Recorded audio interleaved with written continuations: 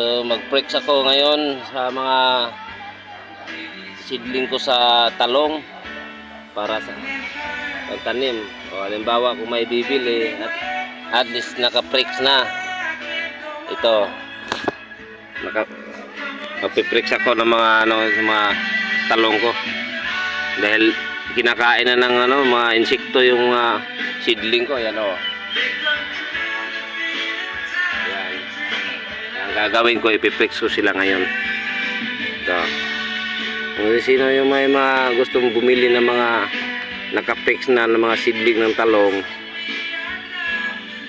kulay ang dito violet. Sino yung gusto, comment lang kayo dito sa video na to. I-download ko to sa page ko. Okay. Bigyan ko na.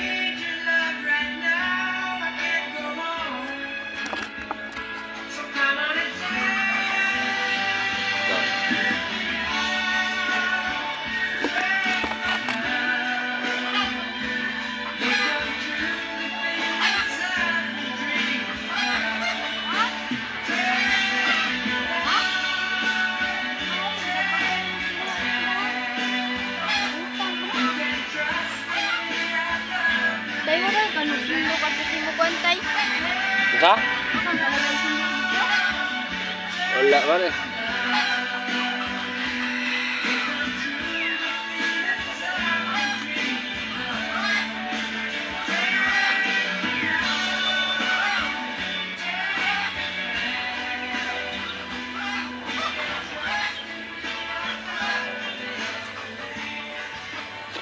Ayan. Kaya unahin ko muna pagpasok ng mga lupa dito sa prex.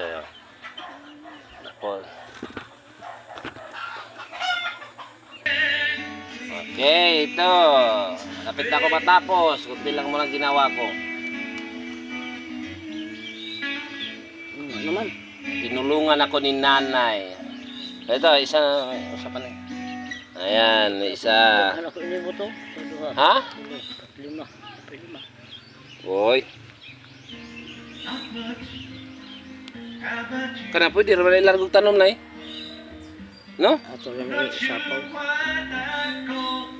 Sapawan. Naka na naibot? Oh. Grabe, dasok ng busakan. Kahoy ang lawas. Bali ito na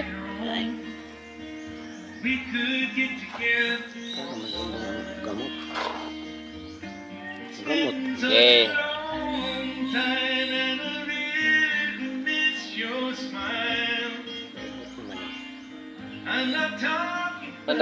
Nagko ba ngayon? Ano?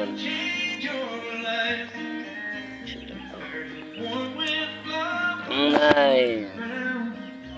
Ayan na. Tapos na yan. Kung sino yung gustong bumili ng ng talong dito, mag-comment na kayo o mag-PM sa mismo rin sa account ko. At dito natin pag-usapan, dito lang sa Lower Bantolinaw. So may mga gusto lang na magtanim ng talong, yun lang. Pag hindi gusto at tinatamad magtanim, gusto lang na bili ng bili o kaya hihingi lang sa mga kapitbahay kung sino may talim, ay wag na. Yung gusto lang magtanim, na gusto na may sariling tanim na mapipitas pag namumunga, yun lang.